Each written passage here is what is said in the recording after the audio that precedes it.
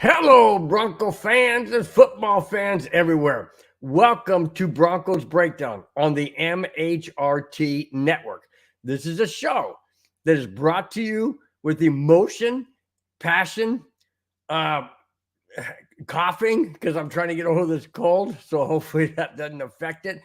But my comments, as well as your comments in the chat. I am your host, Bronco Bill. Okay, guys, I'm fighting this cold. I wouldn't call it really a cold. I don't know. It's been raining here the last 3 or 4 days. It's been miserable outside. I've been working in the cold at the golf course. There's been blustery winds. And I know that a lot of people throughout the entire country will laugh at me as well as Southern California for saying that, it's blustery and it's cold. For us, it is, okay? It's where you are. It's your elements. It's what you're dealing with. So basically, that's what I'm dealing with, okay? I'm dealing with the cold, the rain, the wind. We've been Southern California is normally at this time of year is like 68 to 70 degrees. We're at like 58, maybe 60. The other day I went to work and it was like 33 degrees and ice all over my windows. So yeah, I'm dealing with that kind of stuff, but I'm not going to bore you with all that kind of stuff because we got a lot more stuff to get into. Okay. The topic of the show is it all comes down to Elway. Well, I'm going to get into that, but I'm going to get into a lot of other things. And if you look at my name in the lower left-hand part of the screen, it says, what if the Broncos had Kyle Shanahan? What if? I'll get into that too. First off, let's start off. And the only reason why I'm starting off with this is because it's been in the news everywhere. Since last Sunday, this topic has been in the news ever since the last game of last Sunday's championship games was finished. And here it is. You got it, guys. The jackass of the week.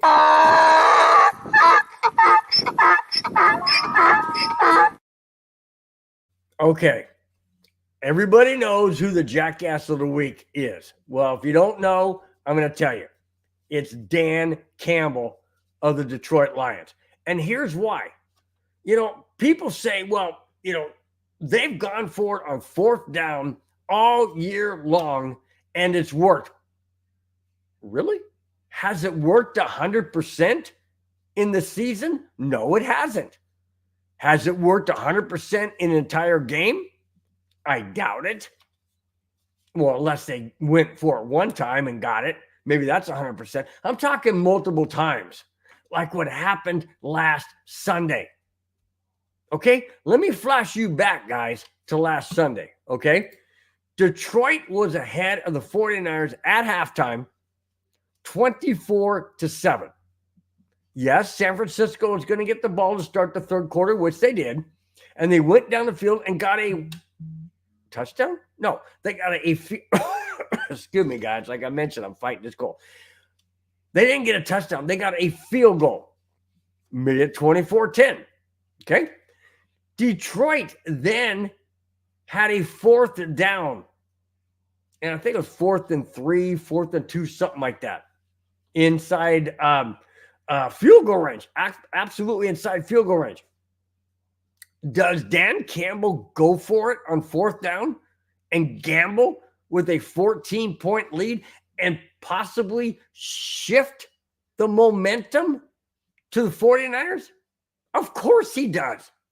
Of course he does. Why? Because Dan Campbell thinks with his freaking heart.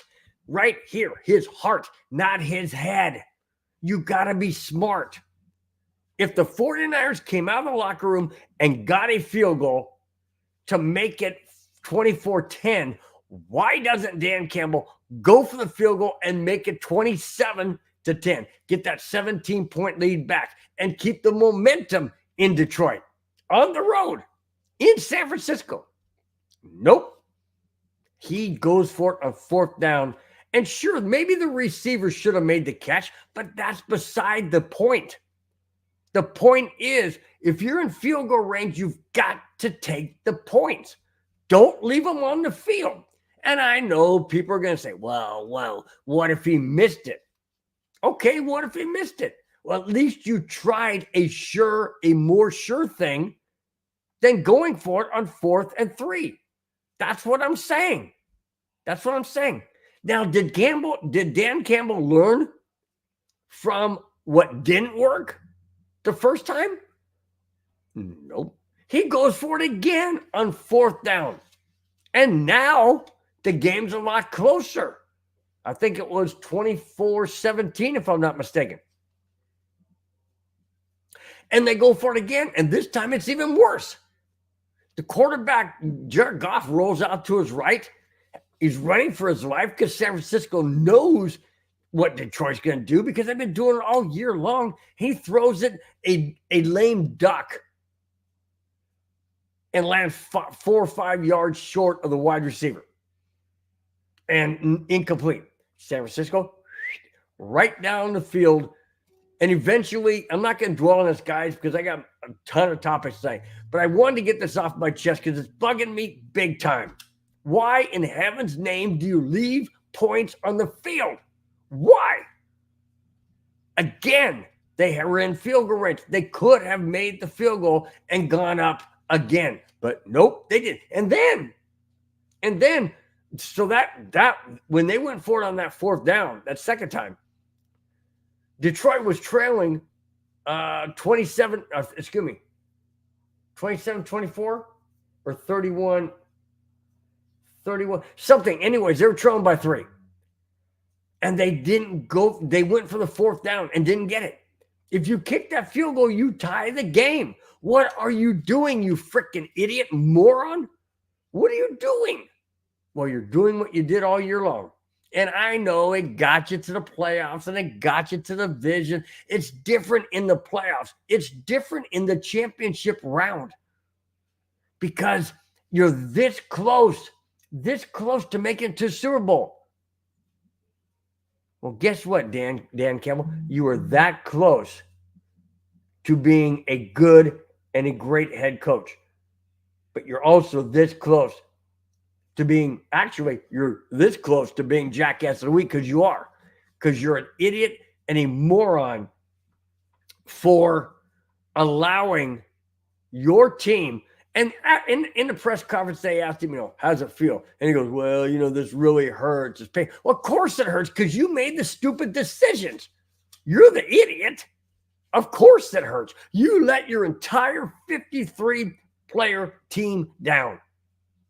And then you get Jared Goff up there saying, we believe in him and, we should have executed, blah. Hey, if.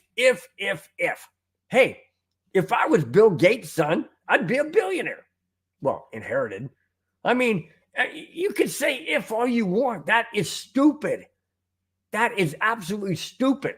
You can't live by ifs. If I do this, I'll be there. No, you can't live that way. It's stupid. Absolutely stupid. All right. I'm going to move on because I need to get to better topics than that. All right. Speaking of a better topic, hang on, but let me get the chat real quick. Big E is in the chat, and I really do appreciate it. Big E Bronco batting leadoff in the chat. Thank you so much, Big E. I really appreciate it. Big E says, thank you, Dan Campbell. I won $1,000 because of him, and I didn't bet until after. What? Big E, are you freaking kidding me? Wow, dude. Hats off, man. Hats off to you, my friend. Hey, money. That's okay. Let me ask you. So Big E, okay, we're gonna go into this Big E little chat thing here going on. So Big E, you bet. Okay, how much did you have to bet to win $1,000? That's what I want to know. And how did you bet? Did you do it like on MGM Bet, or did you do it with Sports Bet, or through a bookie? How'd you do that, Big E? I gotta know that, man. I hope you're still in the chat because I definitely want to know about this. It's pretty cool. Here in California, Southern California, I don't know about Northern, but at least it's Southern California. We have a whole lot of Indian tribes and casinos and whatnot. We cannot, we meaning anybody in Southern California. I don't personally bet, that's not my thing. But I mean, I kind of do a little bit. I'll do a scratcher, California scratcher, or whatever. But what I'm saying is we cannot do MGM, or we cannot do DraftKings, or can't do, that type of sports betting, because it was voted out in a California vote that we will not be allowed to vote on those, because they being the casino people said that it would be taking away money from their gambling rights. So, it's just a bunch of BS. It wouldn't take anything away. You still got people that ain't gonna go and pull the slots and that kind of thing. So there's no way that that would have happened. All right, Biggie chimes back in about my question. It said, my brother bought me that San Francisco couldn't win at halftime, 100 against his 1,000. Oh my gosh. Okay, Biggie, you didn't do it on a betting thing? You did it with your brother? Oh my gosh, dude. It's a wonder you still have a brother. It's a wonder you still have a brother. So once again, he says, my brother bought me, or bet him, is what he's saying. My brother bet me that San Francisco couldn't win at halftime. 100 against 1,000. Wow. And then Biggie follows up by saying, yep, or yes. Holy smokes, Biggie. That is insane. That is absolutely insane. Well, congratulations to you. I bet your brother's not too happy. And I don't blame him. I don't blame him, because Detroit had that game. You have to admit, Detroit had that game. 24-7, a beatdown. They're basically being booed off the field at halftime. And then everything changes. And I have to put my finger on the halftime show. It was Journey. Journey is a San Francisco band. They played the song to wrap up their halftime show, Don't Stop Believing. Well, apparently the 49er players didn't stop believing, and neither did Big E, because he won $1,000. Holy smokes, dude. That's crazy. That's crazy that your brother would put up $1,000. Well, hey, when you're up 24-7, I guess I would have done the same thing. Except I'm not that kind of betting guy. All right, guys, let's move on. Biggie, you are absolutely bringing it tonight, man. Love it.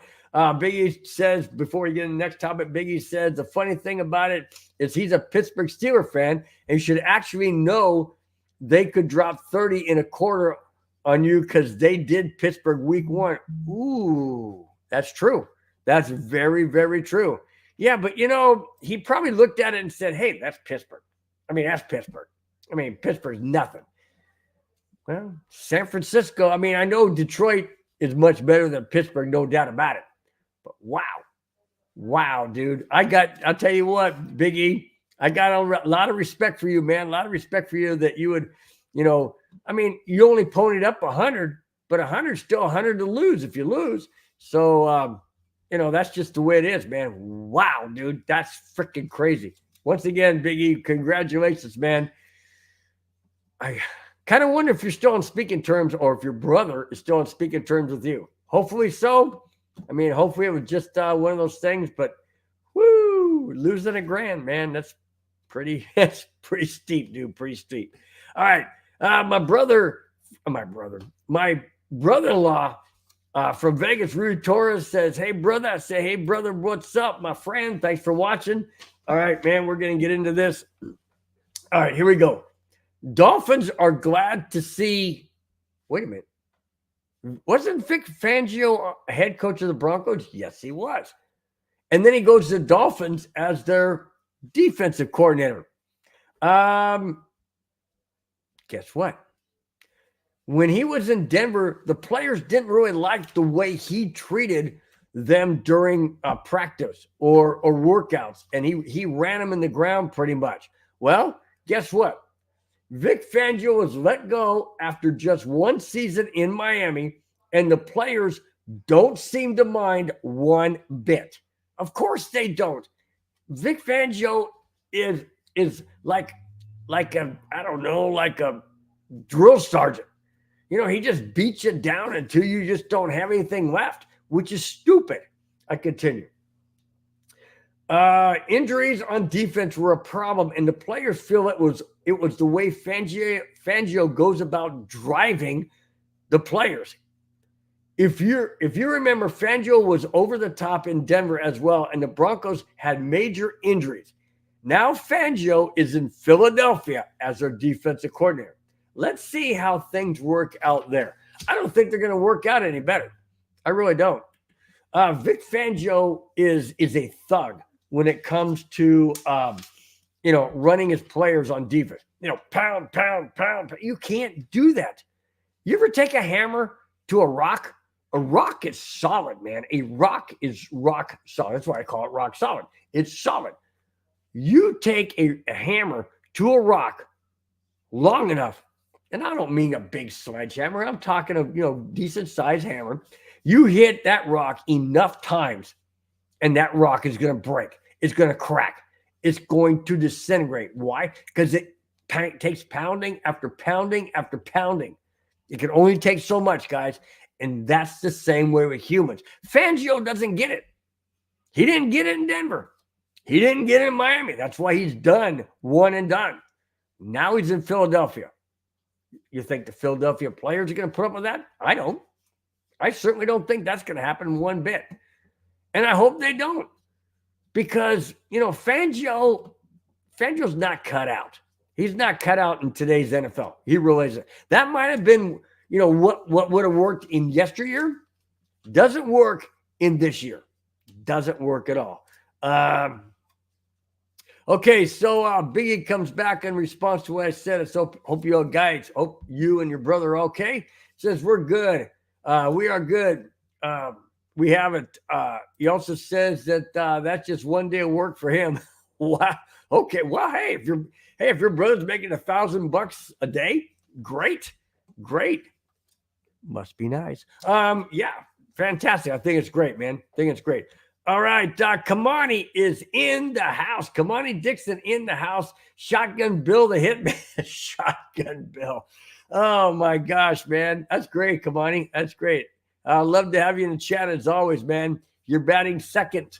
Actually, batting third. My brother-in-law chimed in. So you're batting third, Kamani, but that's okay.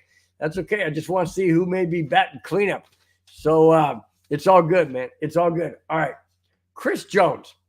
Now, Chris Jones is going to the Super Bowl this year for the Kansas City Chiefs. Is it the last game he's going to play in Kansas City? Well, he is looking for big money payout. And that big money could come from, here we go. According to Kenneth Tepe of NFLanalysis.net, the Chiefs are set to lose Chris Jones. Oh boy. Could this happen? Denver needs help on the defensive line. And according to Lou Scattaglia, a predominantly orange, sorry if I mispronounced your name, I apologize. He believes Chris Jones could end up in Denver. Now, can Denver afford him? Of course they can. They have billionaire owners, but the NFL has salary caps. Let me continue.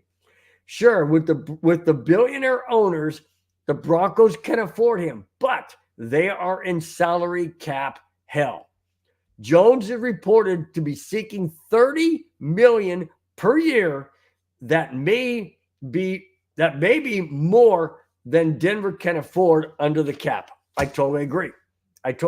Now, can Denver work out something magical like, with the, deferring money, reducing other players' salary, restructuring some salaries? Sure they can. But are they willing to do it for a Chris Jones? I would love to have Chris Jones on Denver. Absolutely would love it. No doubt about it. But is it going to happen? Can Denver afford? Now, does that mean they have to cut people? I don't want that to happen either. I mean, we have a lot of free agents out there that we may be losing. But I don't want any key quality cornerstone players gone. I've mentioned that time and time and time again till I'm Bronco blue in the face.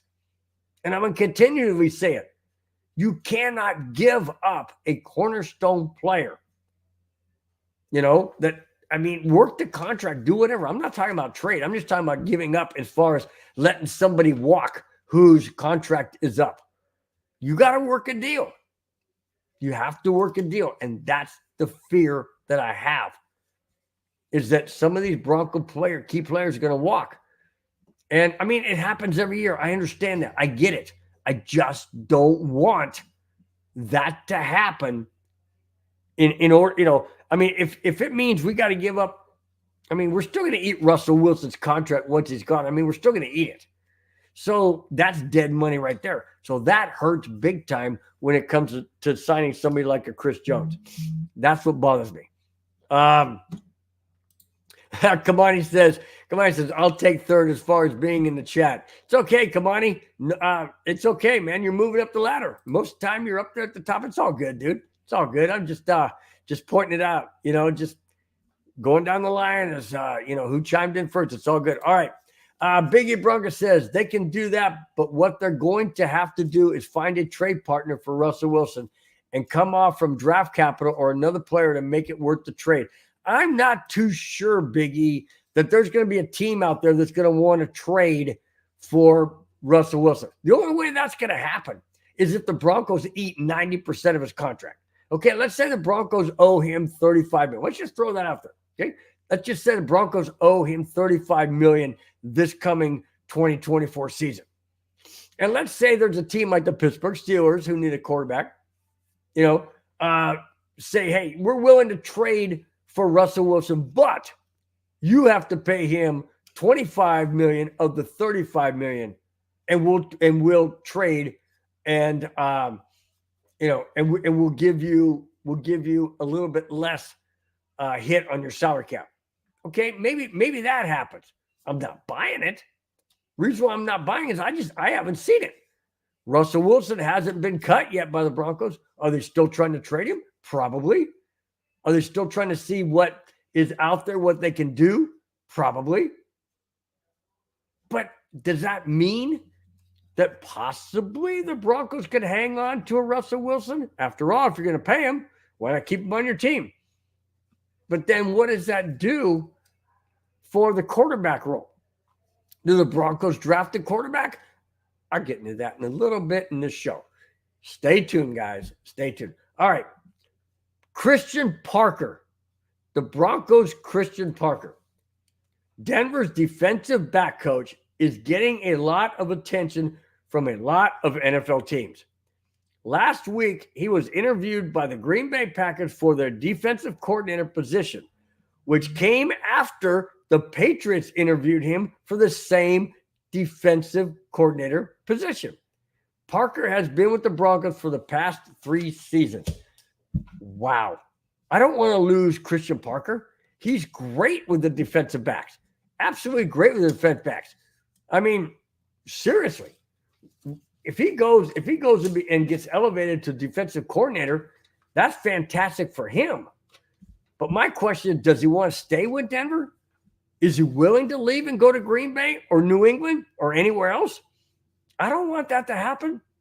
I don't know. Maybe Christian Parker sees the writing on the wall. There have been a plethora of New Orleans Saints coaching staff people coming over from the Saints to the Broncos, which kind of, lends me to make a joke and call it the Denver Saints.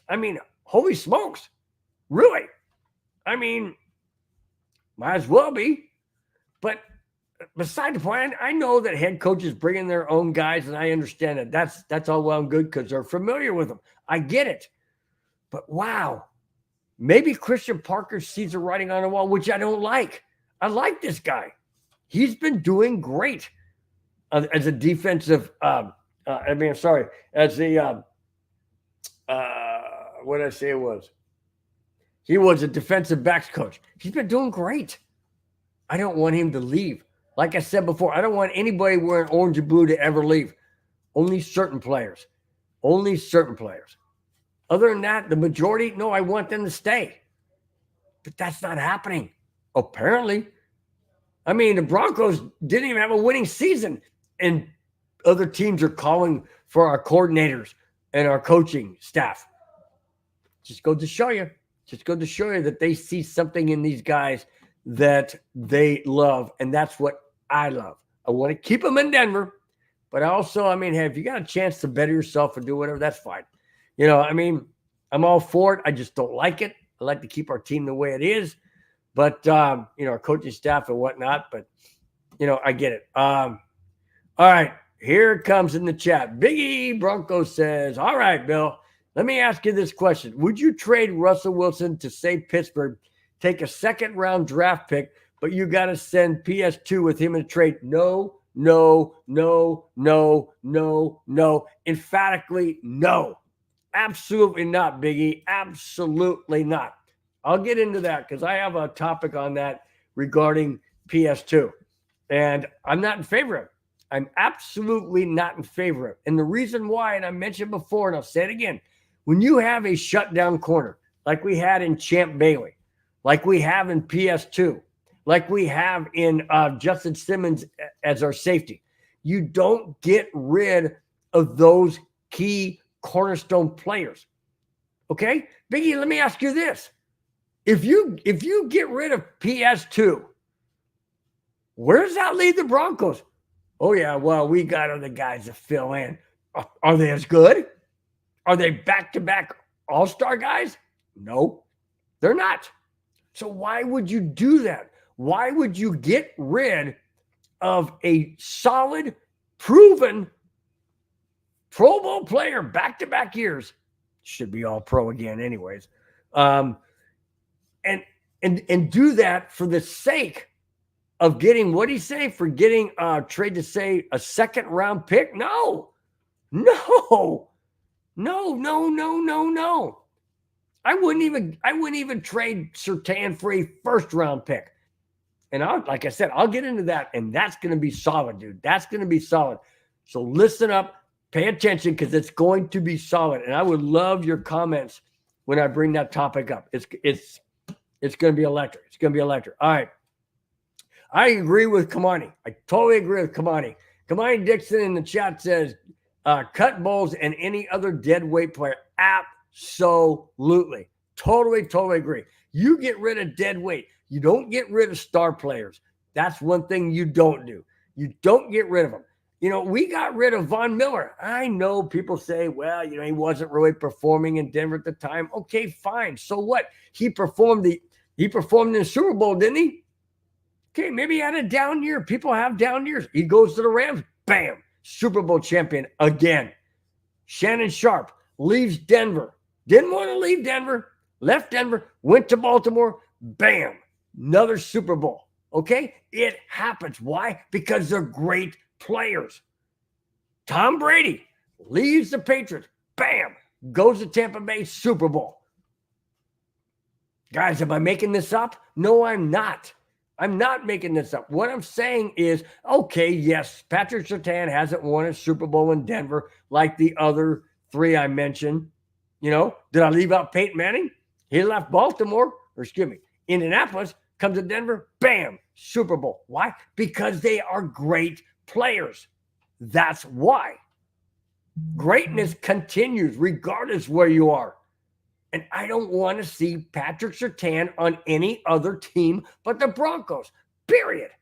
Why? Because greatness is greatness anywhere. And Patrick Surtain will be great anywhere he goes. Hopefully, nowhere other than Denver. That's what I'm saying, guys. That's what I'm saying. Yes, Kamani, that's how we can get some cap space, is to let Garrett Bowles go. I don't know if that's going to happen. I haven't heard any chatter about that. So, I'm not sure. Kamani also talks about Sean Payton bringing his own players, or his coaching staff says him bringing his own people to the Broncos. I don't want to see it either. You know, Kamani, it's not so much that I don't want to see him bringing in his own coaching staff that he had in New Orleans.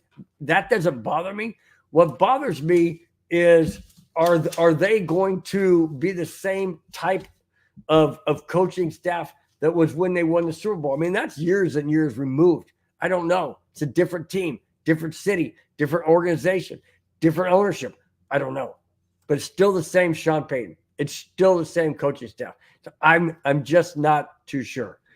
Biggie chimes in and says to trade Russell Wilson, it actually may take PS2 and Garrett Bowles to get out of that contract and take a second-round pick. Again, I don't want to see it, Biggie. I don't want to see Patrick Surtain named in any type of trade situation. None whatsoever. None whatsoever. It's not going to make me happy if I ever see that. And if I see that happening and it comes down, this show will blow up. I will freaking lose my mind. Absolutely lose my mind. That would be like the Broncos getting rid of John Elway. I mean, seriously. It has that same level, in my opinion, to me. I'm not saying anybody else. To me, it has that same kind of level because I don't want to see it. Patrick Surtain is, to me, on defense what John Elway was to the Broncos on offense. Solid, just able to do whatever it takes to not be burned, period. Guys, remember Super Bowl 32, that Whirlybird helicopter move by Elway? Yeah, that kind of toughness. And that's what Patrick Surtain has. All right, I move on. David Burns in the house, batting cleanup. The fourth person in chat, thank you so much, David Burns. Really do appreciate it. He says, I'm watching from Cedar Hill, Texas. Thanks a whole lot, man. Thanks, David. Hit the like button. Thank you so much for being in the chat. Where is exactly Cedar Hill, Texas? Is it close to Dallas, Houston, Fort Worth, Austin, anywhere around there, San Antonio? I have no idea where it is. Please enlighten me because this Southern California kid, I've only been to Houston. So that's the only place I know in Texas. So as far as being there. All right. David Burns also follows up by saying, and Von Miller end up getting good with the Rams. Yes, he did. See, that's what I'm saying. You don't let great key players go. You just can't. You do, and you're destined to regret it. And Von Miller never wanted to leave. He even talks to this day about we in referring to the Broncos. So does Peyton Manning. Well, Peyton Manning never left. Peyton Manning retired, let's see. David Burns says, you're welcome, Bill. Thank you very much. I appreciate it. Once again, where is Cedar Hill, Texas? Really, really would like to know exactly, kind of close to one of those other major cities that kind of gives me an idea where it is. All right. Pete Carmichael, not Pete Carroll, Pete Carmichael. Pete Carmichael's time with the Saints, here we go again, another connection. Pete Carmichael's time with the Saints is over, and he is set to join, you got it, guys, the Denver Broncos. But his role as of yet is undetermined. The agreement is set to be formally announced down the road. This is being reported by New Orleans Saints reporter Jeff Duncan, obviously in New Orleans. Carmichael has been the Saints offensive coordinator since 2009 till just this past season, 2023. Okay? Does that mean that he's going to be the offensive coordinator? No, I don't think so. I mean, it doesn't say. It says his role has not been determined as of yet. Apparently, he is definitely going to be on the Denver Broncos. If he hasn't already officially signed, it hasn't been announced as of going on the air tonight, Friday, February 2nd. By the way, February 2nd, this Friday, is the very first Broncos show of 2024 in the month of February. Thanks a lot, guys, for being here. It was also Groundhog Day, and apparently the groundhog did not see its shadow, so there's supposedly not going to be an extended winter. We'll tell that to our weather people out there. Starting Sunday, this coming Sunday, Southern California, where I live, is going to be inundated with 7 straight days of rain. That's right, guys. Not always heavy. It's going to be some light rain, but it's going to be 7 straight days, starting Sunday all the way through next Sunday or next Saturday. Sunday, Monday, Tuesday, Wednesday. Yeah, next Saturday. Sorry, I had to count on my fingers because, as Madungus Creevy says, math isn't my strong suit. Hey, whatever. Anyways, so we're going to be inundated with rain and weather and whatnot. So that being said, just threw it out there for what it's worth. But in any case, all right, let me get back to David Burns says, very close to Dallas, about 15 minutes away from it. Okay.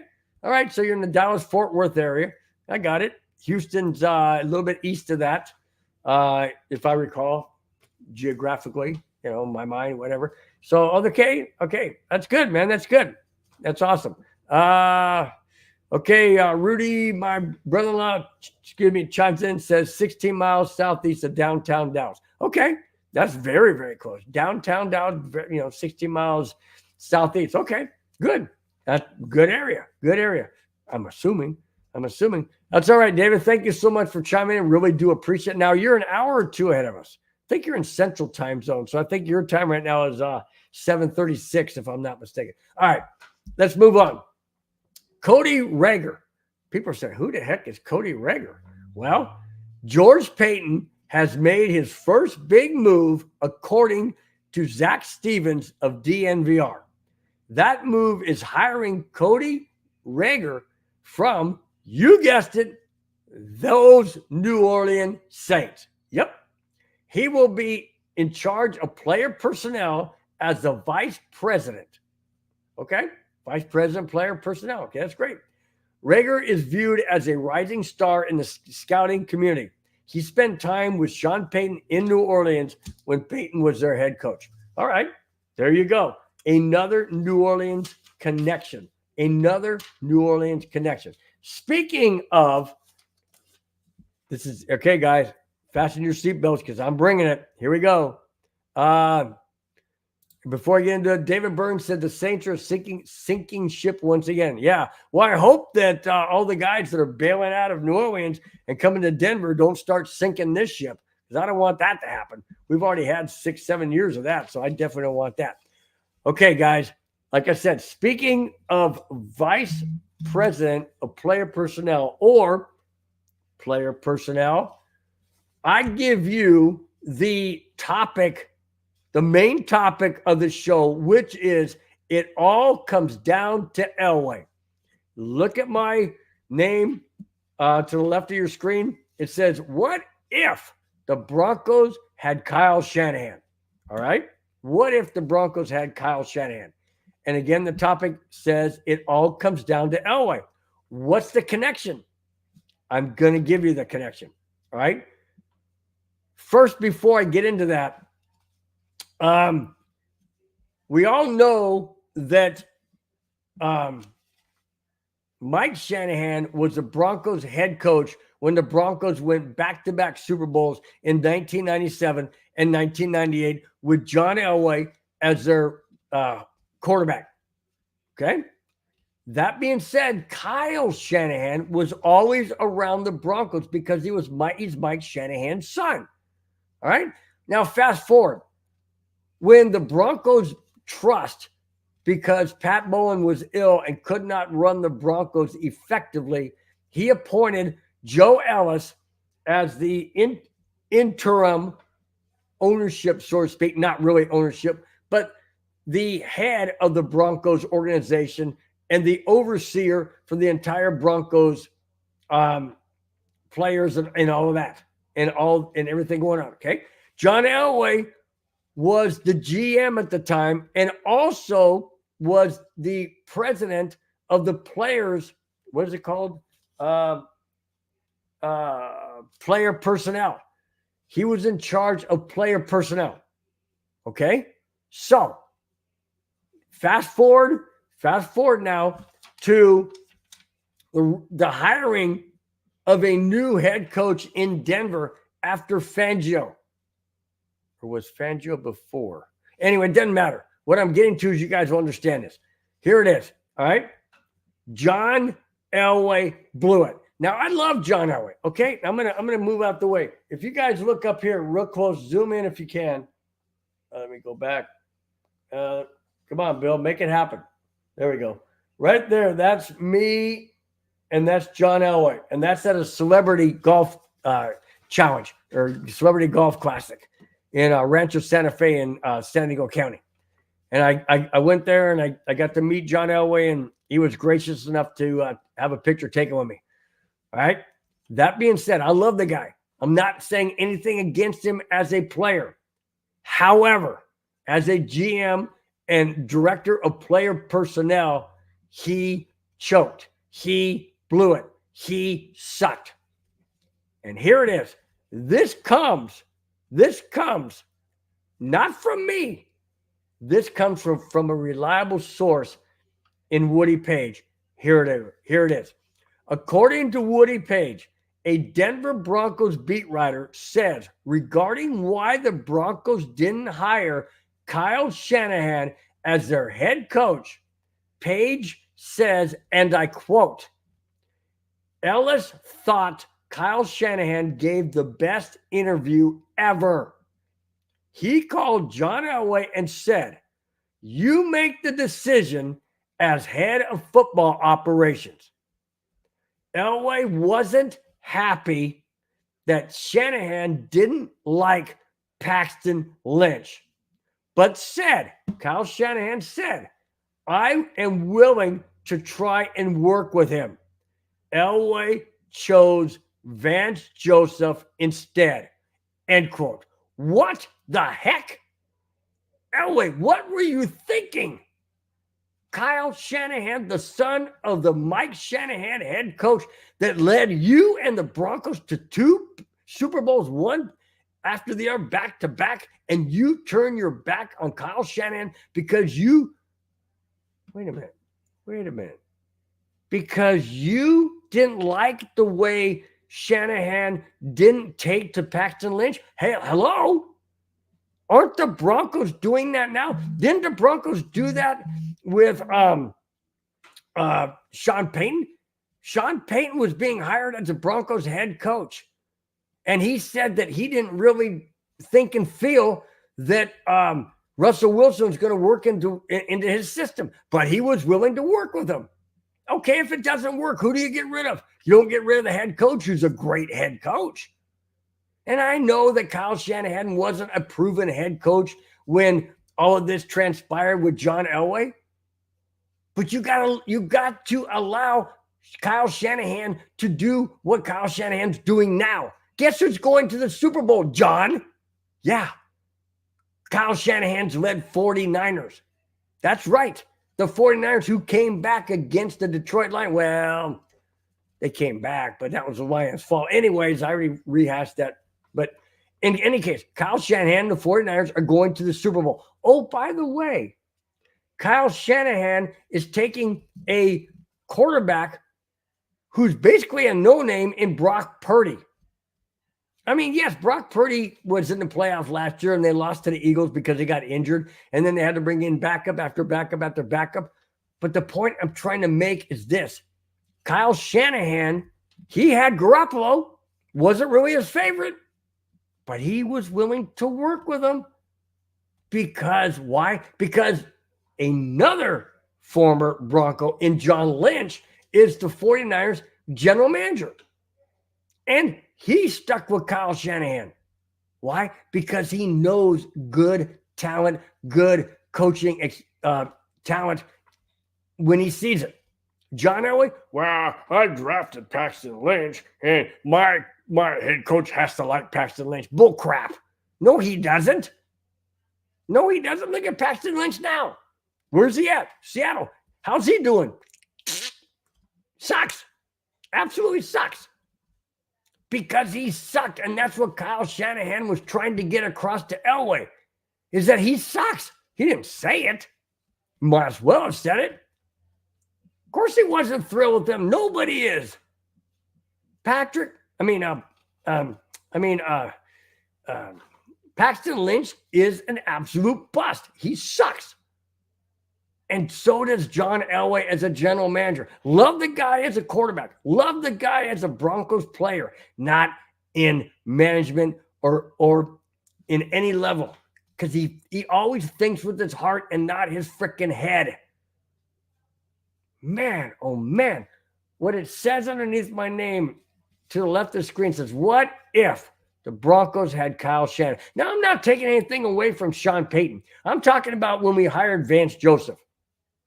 And that's what Elway did. He hired Vance Joseph instead of Kyle Shanahan. Now, Kyle Shanahan would have been a first-year head coach. Oh, and so was Vance Joseph. So that was an absolutely stupid, moronic, idiotic move that set the Broncos back years. And it's still setting them back because Kyle Shanahan is in the Super Bowl and the Denver Broncos are watching from their house. Plain and simple. Does John Elway feel bad about it? I don't know. I've not met him other than the time I got the picture. Well, that was years ago. So no, I don't know, and I don't really care. Because I know personally that was a horrendous mistake. Horrendous mistake that has put the Denver Broncos behind the 8 ball for the last 6 seasons. Absolutely. And now Sean Payton's doing his damn best to dig us out of that freaking quagmire. He's doing his best, but now we have a Russell Wilson. Those two don't match. It's oil and vinegar, or oil and water, whatever that thing is. It doesn't mix. It's not going to mix. But my point is, if Elway had done the right thing and hired Kyle Shanahan, where in the heaven's name would the Broncos have been the last 4 seasons? Where would we have been? I guarantee we wouldn't have had a Nathaniel Hackett. I guarantee we wouldn't have had a Vance Joseph. And I know we wouldn't have had a Sean Payton trying to dig us out of this quagmire because we wouldn't have been in it. That's the point.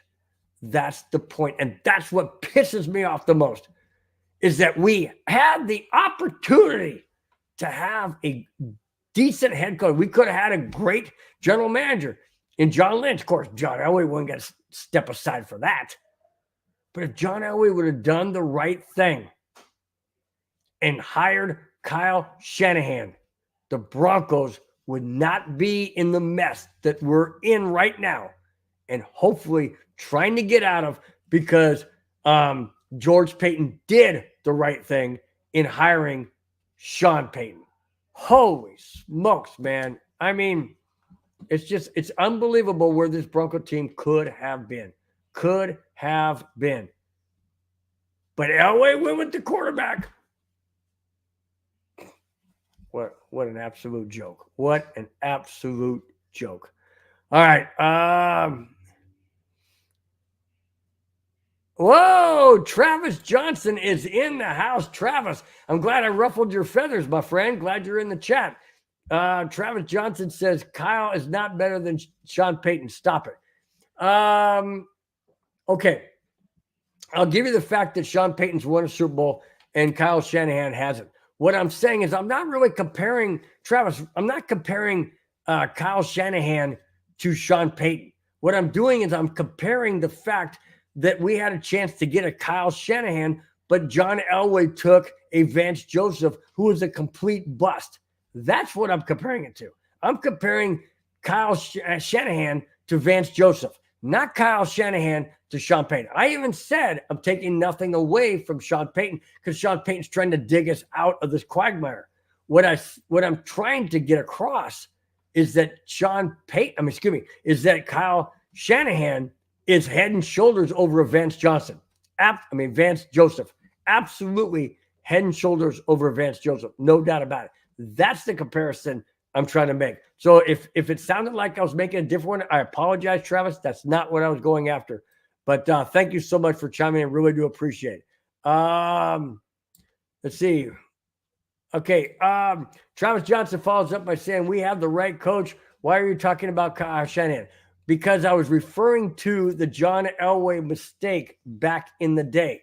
I referenced that and said that when John Elway was the general manager, he chose Vance Joseph over Kyle Shanahan because he did not like the fact that Kyle Shanahan didn't like Paxton Lynch. Well, nobody likes Paxton Lynch. That's why Paxton Lynch is not on the Broncos, and he's a backup in Seattle because nobody likes him. He sucks. let's see, Paxton Lynch. No, is it Paxton? Paxton Lynch not up there. Where's Paxton Lynch? It's Paxton Lynch. Anyways, Paxton Lynch is nowhere to be found. Anyways, all right. I move on. Let's see. Travis also says, yes, I'm right. But what Super Bowl has Kyle won? He hasn't won a Super Bowl. Not as of yet. But I'm referencing back to when the Broncos and John Elway went with Vance Joseph over Kyle Shanahan. That's all I'm saying. All right. Okay. Robert Marino, my nephew, chimes in and says Kyle Shanahan can make a bad quarterback a playoff caliber quarterback like Purdy. Peyton needs an established quarterback like Breeze. I totally agree. Robert. And that's the point. And once we get that quarterback, and I'll get into that too as far as draft picks, but I'll get into that. But speaking of quarterbacks, let's move on. Speaking of quarterbacks, per Denver sports analyst Will Peterson, quote, the Denver Broncos need to bring in an X factor, and that person should be Tyson Hill, end quote. Ooh, Tyson Hill from the Saints? Okay. Everybody else is coming over from the Saints, so why not him? After all, Sean Payton had him as a quarterback / receiver / running back / whatever other position you want to put him in, tight end. I continue. After all, Sean Payton had him in New Orleans. Hill played for Sean Payton from 2017 to 2021 and held a variety of different positions. Hill's stats in his career are as follows: 27 rushing touchdowns, 11 receiving touchdowns, and 11 passing touchdowns. Should Denver get another stopgap quarterback and draft a quarterback in the later rounds? That's my question. Should the Broncos go after a Tyson Hill? Why not? He can be your tight end, your running back, your quarterback, your wide receiver. I mean, the guy, I'm surprised the guy's not a field goal kicker. I mean, really, the guy's incredibly talented. But do the Broncos go after a stopgap quarterback? Why not? Put him in there with Stidham. Draft a quarterback, just not in the first round, and realistically, don't move up if it means putting a key cornerstone player in the mix to trade up. I don't want that. I'm going to get into that in a minute. Spence GC is in the house. Spence, how you doing? Spence, thank you for correcting me. I knew Paxton Lynch wasn't in Seattle. I don't know why I said that. Paxton Lynch has been out of the NFL since 2017 and has only played in the spring league, XFL, USFL the past 2 years. Thanks, Spence. Like I said, I knew he wasn't in Seattle. I don't know why I said that. Drew Lock is up in Seattle, but hey, Drew Lock, Paxton Lynch, what the heck? They're all one the same. I mean, it's just uncanny that Elway would have made that ridiculously stupid move whatsoever. So that's just what bothers me. Oh my gosh, guys, I've got a couple, 2, 1, 2. I got 3 more topics. It sounds like my voice is getting ready to go. Main reason, guys, is I'm fighting this cold. Thank goodness it hasn't been rearing its ugly head today or during the show. I've been coughing most of the day. I've been sneezing. I've been blowing my nose. My voice has been coming and going, but maybe it's because of all the emotion and passion in my voice. Dude, I just can't. I got to hang with this guy. I can't let him go down in flames. So, anyways, I'm feeling good. I don't have any headache or any body aches, nothing like that. It's just a head thing. I might have to do with the weather. Like I said, it's been raining 3 of the last 4 days. It's not raining. Rained a little bit today. It's not raining tomorrow. And then we're going to get an onslaught for the next 7 days starting Sunday. So, maybe that's the reason why, I've got all these cold-like symptoms going on. So, anyway, okay, let me go. Robert Marino, my brother-in-law, says, bring Tom Brady out of his retirement for a year as a stopgap. It's funny you mentioned that because Tom Brady is on he was on the AT&T Pebble Beach Pro-Am yesterday and today. and they were showing him quite a bit today.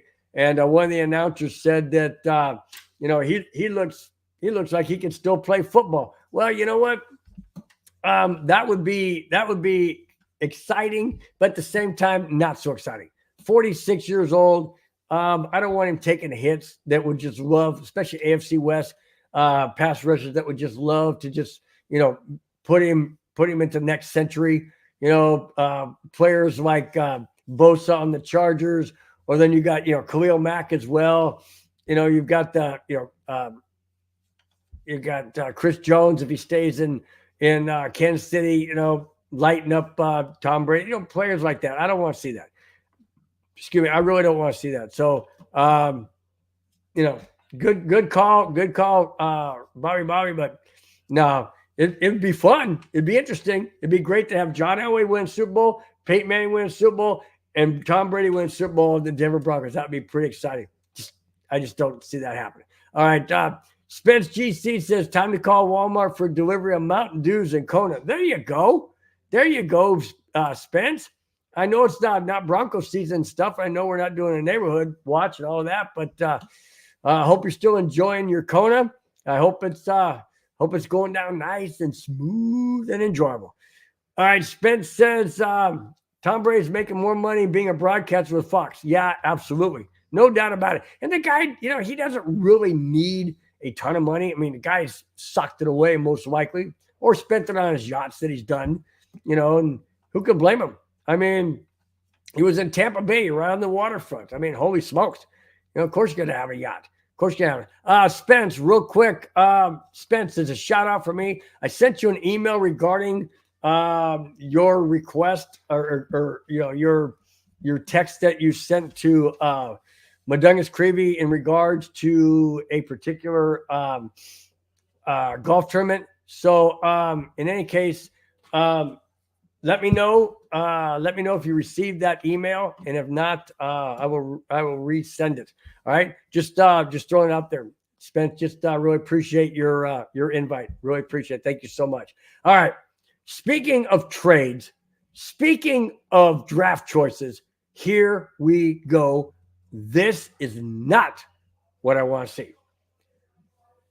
Okay, here we go. According to Denver Sports, according to Denver Sports' Cecil Lammey, the Broncos are contemplating moving up from number 12 in the draft. But I ask at what cost? That's me. I ask at what cost? If Sean Payton wants to get his quarterback guy, he will most likely have to give up a king's ransom. That price may include Pro Bowl cornerback Patrick Surtain II. No. I mentioned that earlier in the show. I do not want Patrick Surtain involved in any trade, period. Does anybody out there understand that? It's not about me not wanting a quarterback. It's about me as a Bronco fan not wanting another team to have the best cornerback in the NFL other than the Denver Broncos. That's what I'm saying. And people say, yeah, but if you can get a franchise, okay, if, there's that word again, if you can get a franchise quarterback. How do we know anybody out there on the board coming off this April is going to be another CJ Stroud or another Patrick Mahomes or another, I don't know, Justin Herbert? He wasn't that good his first and second year. It takes time. You don't know.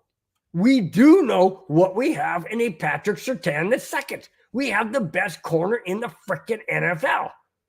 Why do you want to see him go somewhere else, like a Raiders team or like I don't care. It could be out of the division, out of the conference. It could be the Bears for the number 1 pick. But why? Do we know as a guarantee that we're going to get our franchise quarterback at that spot? Look at all the other draft quarterbacks we've gotten. Paxton Lynch, Drew Lock, Brock Osweiler. Oh yeah, those guys, they were drafted by the Broncos, and John Elway. Those didn't work out. And I know, guys, before you jump on me and say, well, that was John Elway, he was thinking from his heart. This is going to be George Paton. He's thinking from his head. Really? I know George Paton has made some great draft choices. He got Patrick Surtain. I mean, he's made some good draft picks. Or was that John Elway, one of his only good ones? Either way. George Paton has made some good draft picks. He has. But my point being is this. Do we gamble? Do we gamble, which I don't do? Or do you take a sure thing? And people say, well, we took a gamble with Patrick Surtain. Did we really? I don't think so. I don't think we took a gamble. I mean, a quarterback position is much different than a cornerback. Cornerback is different than quarterback.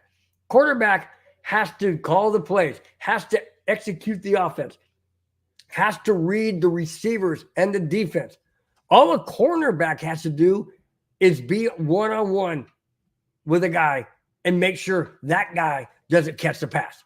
And if he does, that he doesn't get much further than a couple of inches beyond him. That's what a shutdown corner does.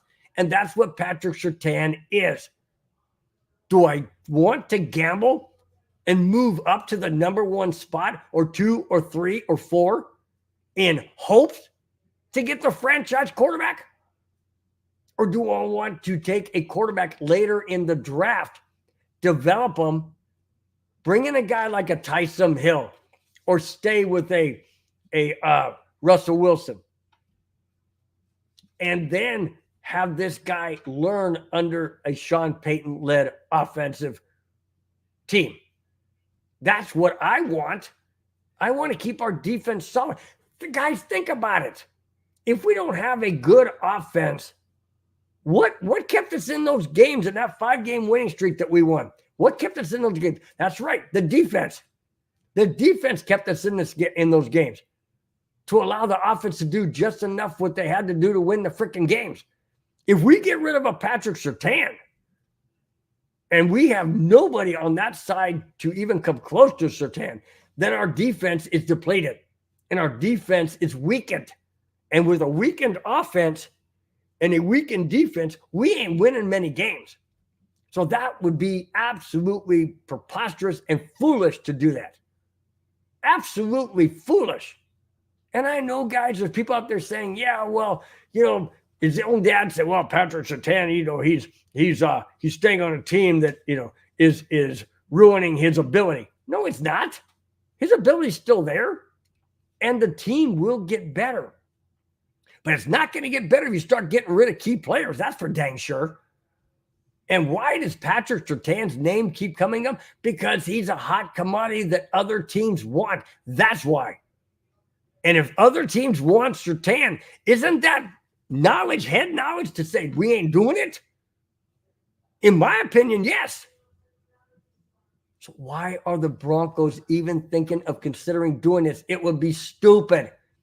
If you get rid of a Patrick Surtain and you draft a guy like a Drew Lock or Brock Osweiler or a Paxton Lynch, this team is doomed for mega years to come. Hang on to a Patrick Surtain, draft a quarterback in the 2nd round or 3rd or whatever, and go from there.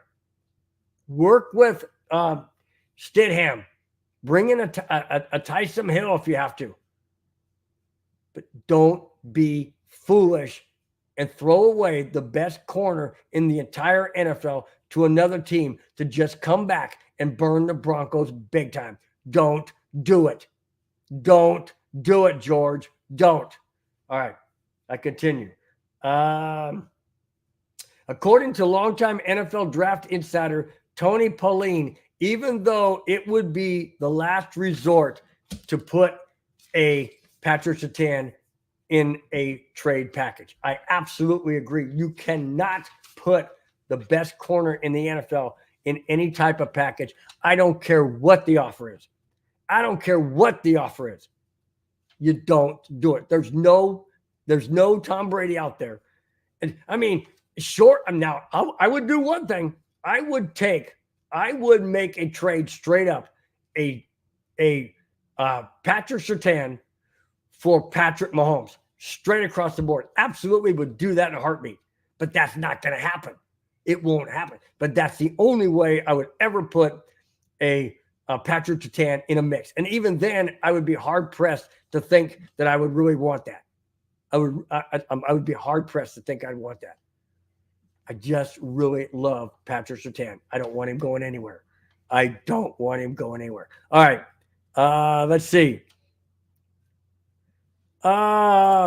Spence says, got it, been too swamped. I'll follow up. No, ain't no problem, Spence. Just wanted to throw out, I didn't know if you got the email. I just wanted to make sure that I didn't send it to somebody else inadvertently, which I doubt. And none of that, but just wanted to make sure that actually went through. So no problem. No problem. Just wanting to let you know. Thank you so much. Robert Marino, my nephew, Bobby says, if Peyton has made good draft picks, then why not trust him to draft your franchise? Whew, why not trust him to draft your franchise quarterback? Whew. Wow, Bobby, that's a great question. That's a great question. Well, franchise quarterbacks don't have to necessarily be in the first round, that's for sure, or they don't necessarily have to be the number one pick. Look at Tom Brady. He was drafted in the 6th round by the New England Patriots. He was their franchise quarterback. So you don't have to trade up to get a franchise quarterback. Franchise quarterbacks can be found later on in the draft. Not necessarily the number one pick and not necessarily trading away your best corner in the entire NFL to take that chance. Great question, though. Bobby. I really do appreciate it. Thank you so much. That's what I'm saying. Bobby follows up by saying, why not just keep Russell Wilson? That's what I'm saying.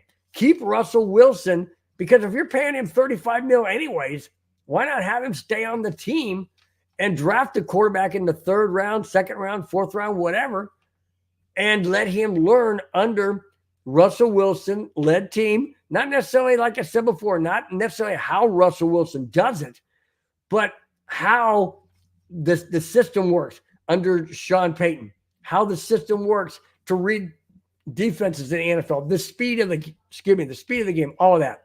That's what I'm saying. Jerry Wallace in the house. Jerry, nice to see you, my friend. Hats off to you. Thank you so much for being in the chat. Says, hi, Bill. How's everything? Everything's going good. Everything's going good. A little bit of, congestion. Can't really taste anything. Got like this head cold or something, but I feel fine. I absolutely feel fine. No fever, no headaches, no body aches. Just kind of like this throat. Like I mentioned before, we've had three of the last 4 days. We've had a lot of rain and clouds and gloominess. And I've been outside working at the golf course, and that hasn't helped. And we've had a lot of wind and cold and stuff. So maybe I got a little touch of something going on there. But other than that, I feel fine. My voice is starting to go just because I've been talking for an hour and 10 minutes almost, hour and 8 minutes and 51 seconds. But hey, other than that, I feel fine. So you guys just bear with me. I got 2 more topics. I got a feel-good topic. And then I have a Super Bowl tickets topic. Here we go. This is the next to the last topic, guys. Here we go. This is a feel-good story. I love things like this. And it couldn't happen seriously to a better guy, a guy whose season ended way too early with an Achilles torn injury from the quarterback. And the team was on a roll. They're on a 5-game winning streak, and then they come into Denver and they lose to Denver. And this particular quarterback is kept his focus where it needs to be. He's very, very well grounded in his faith, and I'm speaking of none other than Kirk Cousins, quarterback of the Minnesota Vikings. Here is the feel-good story. Last week, a bunch of college girls thought they saw Vikings quarterback Kirk Cousins. So they told their teacher, who said, if you find him and bring him to class, you will get extra credit. So they ended up looking for Kirk Cousins. They ended up finding him and it was raining at the time. So he said, I'll drive you to class. Now, come on. He said, I'll drive you to class. These girls don't know Kirk Cousins from Adam. Kirk Cousins doesn't know these girls either. But Kirk Cousins is an upright, moral, standing person. He is a class act guy on and off the field. So what does he do? He invites the girls to get into his car. Didn't say how many girls. It could have been 2, 3, 4, 5. Didn't matter. Didn't say how many. I continue. So he said, I'll drive you to class, which he did. He then entered the classroom and said to the teacher, thanks for having me, but now I'm going to hold you to the extra credits for these girls, end quote. How awesome is that? Can you imagine the thrill that these girls got? And of course, the thrill of everybody in the classroom that were able to take a picture. There was several pictures that I saw where Kirk Cousins is standing at the front of the room and standing next to the girls and getting pictures taken. And then, they got in this big group of all the kids in the classroom, and he's in the center getting, had a picture taken with the kids and the teacher and all that. What an absolute awesome thing to do. He sees these girls out there. They undoubtedly ask him if he's Kirk Cousins. He says yes. And then he drives them. It's raining. He puts them in his car. Don't know what kind of car it is. It's beside the point. Puts them in his car, drives them to the school, goes out, escorts them basically, or they escort him into their classroom. And then he's in this classroom with a bunch of these kids. What an awesome, awesome thing to do. Now, remember, Kirk Cousins is rehabbing from an Achilles injury that he had surgery on during the season that he was, out for the rest of the season. And here he is walking and doing. He didn't have to do this. He could have said, hey, girls, I'll drop you off at the school, but I can't come in because, my legs bother me. My foot's bothering me. It's hard to walk. I'm in a boot, whatever. I don't know. He could have said a whole lot of things, but he didn't. Why? Because Kirk Cousins is an upright, standing person. He gives back to the community like a lot of players should give back to the community. He's giving back to the community and to the NFL and to fans what he has gotten from the NFL. He has gotten a great career with the NFL, a great income with the NFL, a great camaraderie with the Minnesota Vikings. And yes, he was on the Washington Redskins. Commanders, but it was Redskins back at the time. Yes, but he has established himself more as a Vikings quarterback. And in my opinion, he's established himself as a great person in the community, not thinking about himself, but thinking about these young girls out in the rain when he could have easily said, sorry, I'm on my way to an appointment. I got to get there. I would love to do it, but I can't. He didn't make anything up. He bypassed anything that he had on his agenda to accommodate these girls and go to the classroom so they could get extra credit by bringing in a quarterback of the Minnesota Vikings in Kirk Cousins. Didn't say where this was. I'm assuming it was in Minnesota. Didn't say. The article didn't say. Doesn't matter. It could have been anywhere USA. That's the kind of guy a Kirk Cousins is.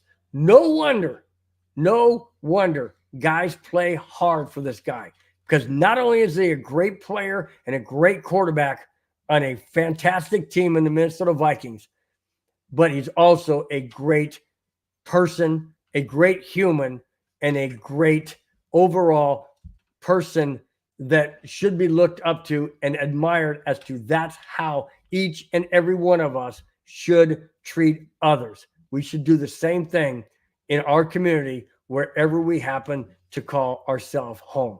Hats off, Kirk Cousins. You are an amazing, amazing guy on and off the field. All right. Okay, Bobby says his favorite team is the Minnesota Vikings. That's not why I brought the story in. I brought it in because it's a feel-good story, and that's what I like to have. Bobby, huge Vikings fan, says, can Kirk Cousins drive me to class? Well, if you happen to find him, Bobby, I'm pretty sure he'd drive you to class, no matter where that class may be. All right, this is the last topic of today's show. It is talking about the tickets to Super Bowl 58 in Las Vegas. Now, everybody knows that Las Vegas is the gambling capital of the world, so to speak. I mean, there's other places. There's Atlantic City, New Jersey. There's a lot of other places, but Vegas is Vegas. And Vegas is glitter, it's glamour, it's glitzy, it's Hollywood, Northeast, it's celebrities. It is where people want to be. And guess what? A week from this Sunday, people are going to want to be in Vegas for Super Bowl 58 between the 49ers and the Chiefs. All right? Now, I'm not going to talk about, I'll give you my predictions next Friday's show. So if you guys want to know what I think and who's going to win, stay tuned to next Friday. That's not what's going to happen right now. If you're even have an inkling of wanting to go to the game in person because you want to experience what being in a Super Bowl atmosphere as a fan in the stadium of a Super Bowl, listen up. Hopefully you saved a lot of coins, or you're willing to take a second out on your house, or you're willing to sell your vehicle. One of the three is probably going to have to happen, or you're a multimillionaire, because otherwise, I'm not quite sure you're going to be able to make it to Super Bowl 58 inside the silver. They don't call it the silver dome. They call it the what? The black, not the black hole. They call it, I forget. But there was a show I was watching on YouTube. You guys got to check this out. It's called From the Ground Up, the building of Allegiant Stadium. I watched it. That thing is absolutely phenomenal how they built that. Once again, you guys want to watch it? I don't get paid to plug this, but I'm plugging it anyways because it was absolutely amazing.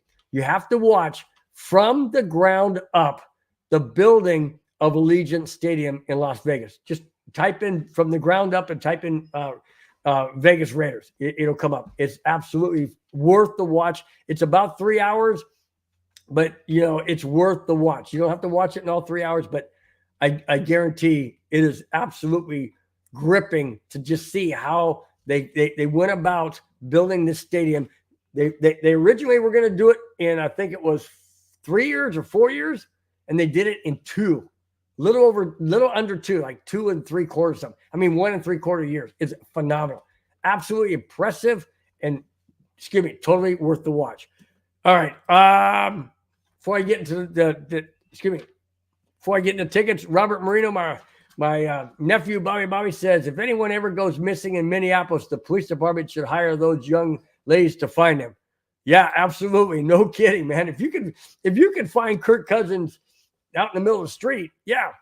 But it didn't say where he was. It didn't say if he was driving. It didn't say if he was, eating somewhere, if he was just walking down the street. It didn't say.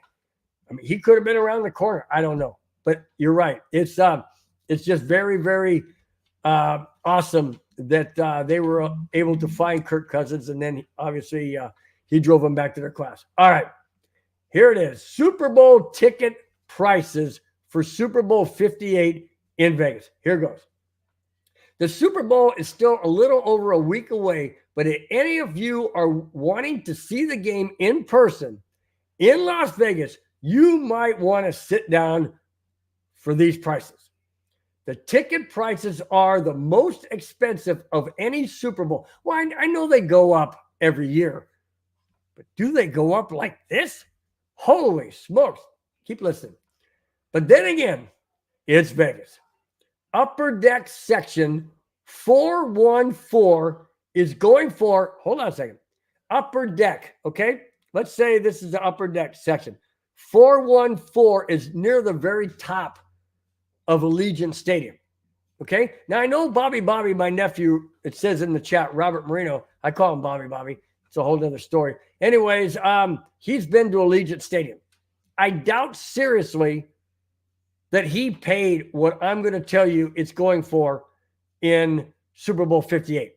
Now, he was in the end zone. He wasn't way up in the nosebleed section. He was in the end zone area, which is a little bit, closer to the field, obviously.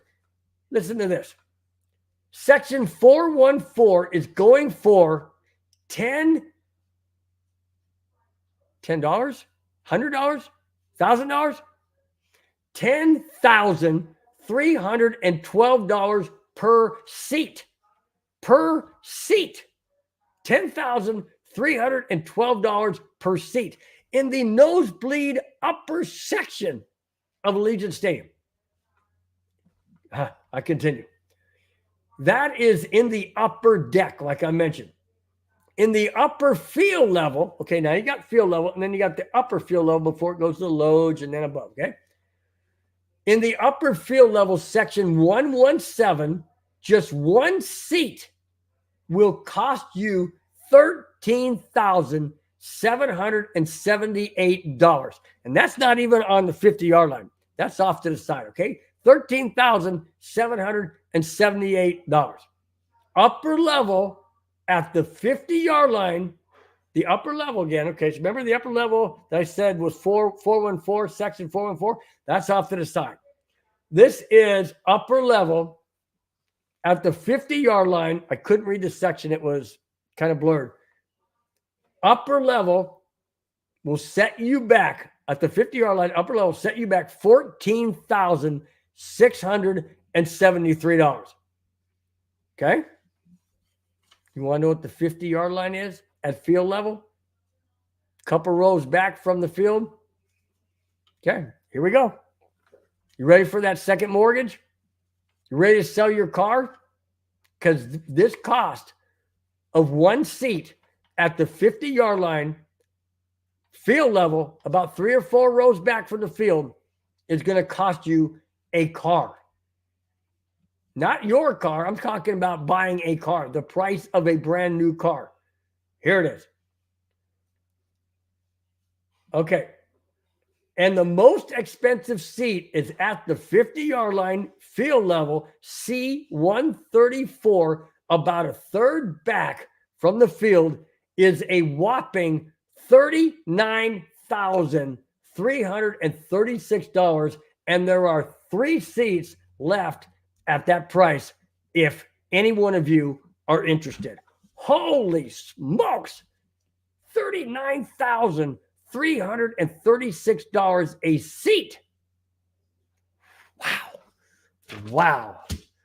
All I can say, guys, is I'm going to say, let's see, $39,336. I think I'm going to save myself $39,300 because I'll spend the $36 on beverages and chips and dip.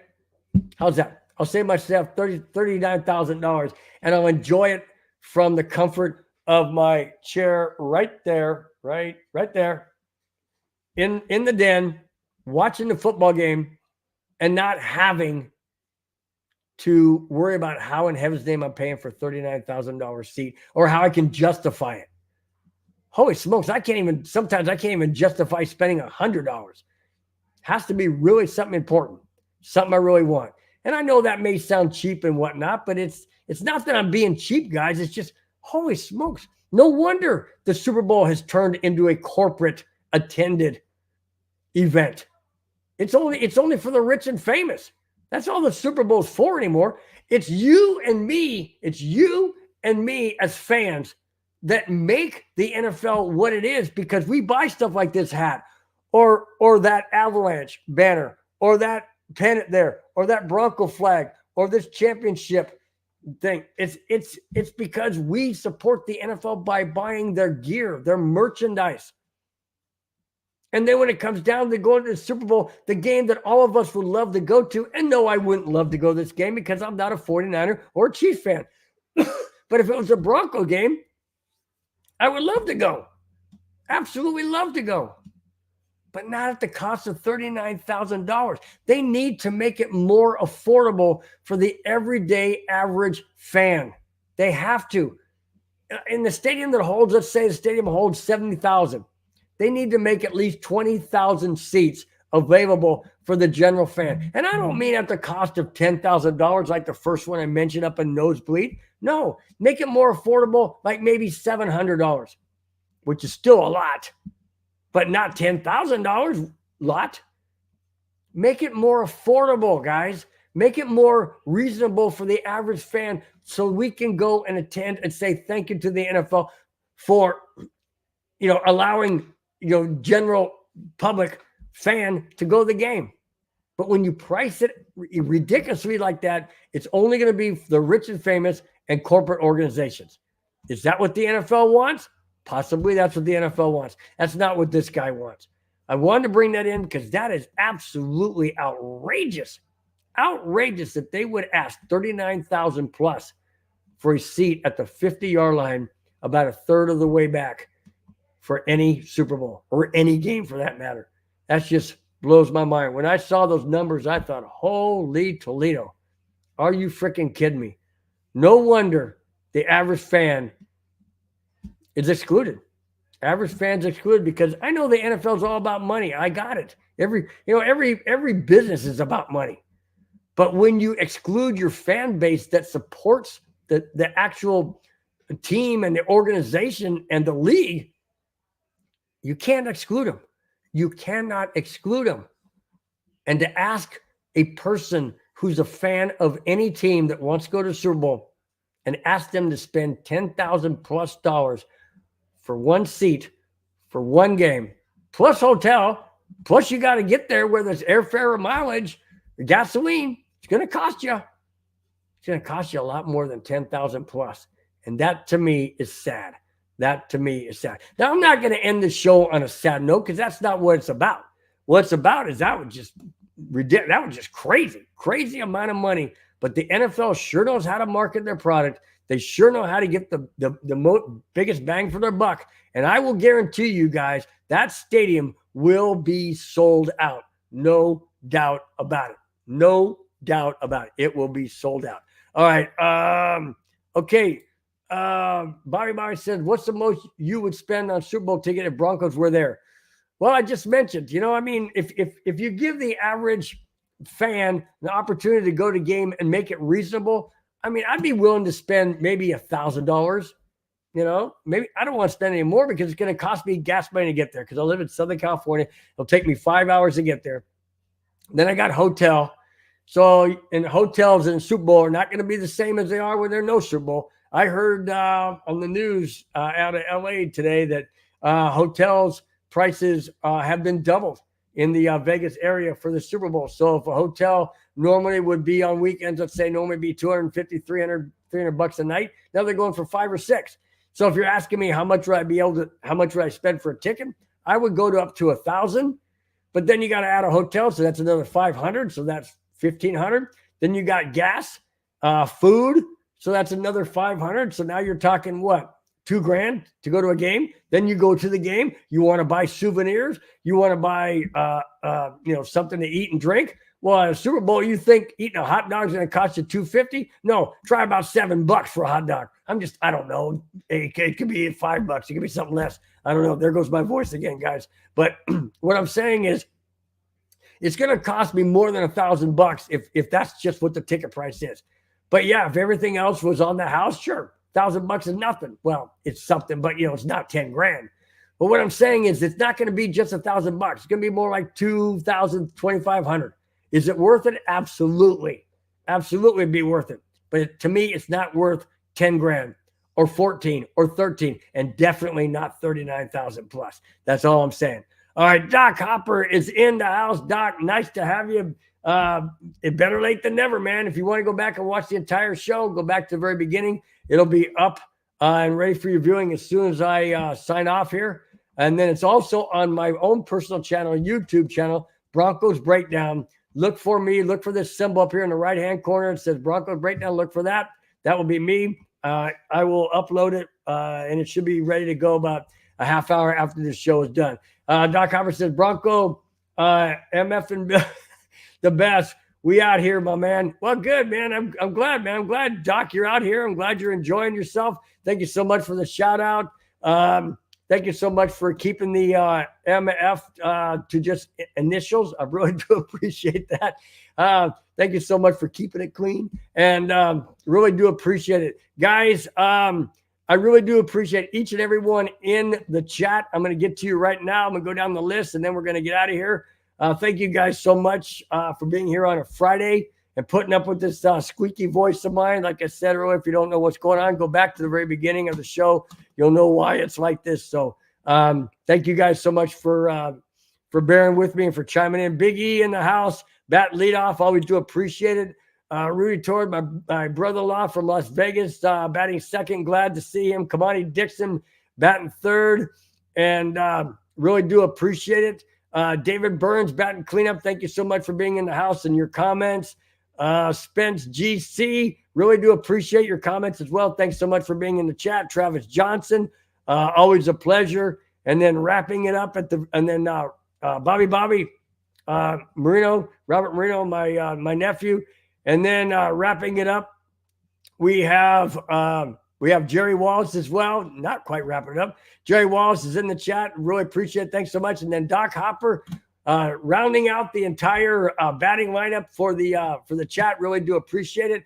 Doc Hopper, thank you so much for being in the chat and being the last one. Really do appreciate it. You guys are the best. I've said that many, many times. I'll continue to say it. If it wasn't for you guys in the chat watching live each and every Friday night, this show would not be nearly as good as it is.